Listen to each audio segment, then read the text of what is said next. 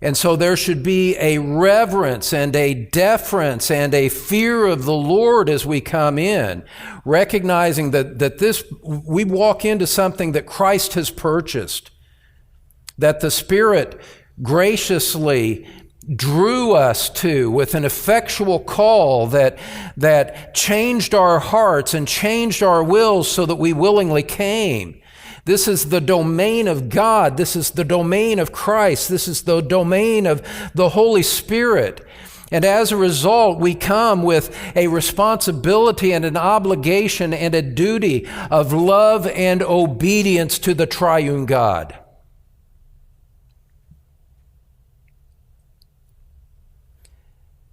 That recognition drives out flippancy. That recognition drives out sarcasm. That recognition drives out insincerity. It should drive out pastors from just trying to go through the motions without a heart engaged in the things that they do. To realize that we've been given a great privilege, a great gift in salvation, and as we And where this fleshes out and why that is so important to consider in the realm of compromise is that when you realize and remember and refresh your heart again and again with the cost that Christ paid to purchase this church, to realize the unlimited authority and lordship that he has over the church, to realize those things is to realize that we should come and enter in with a spirit of humility, a spirit of submission, a spirit of being willing to obey, a spirit that says, I am here, we are gathered together to advance the interests of Christ, not our own.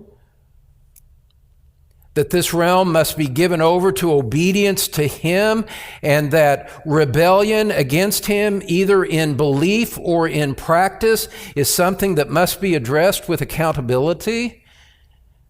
Because Christ died to sanctify the church, to make the church pure, to have the church be a beacon of truth. And sin in practice and sin in doctrine has a way of clouding that, obscuring that, and obscuring the light of Christ going forth in the midst.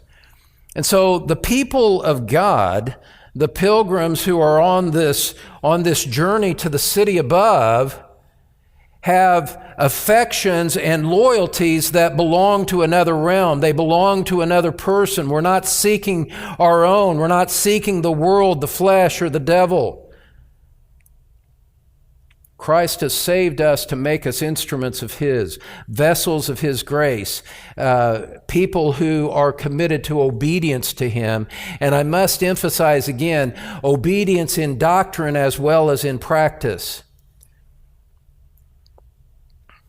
And so, when a church compromises that, when a church adapts itself to the environment around it, the religious environment, the moral environment around it, it is compromising the reason for its own existence. And that, my friends, ought not to be.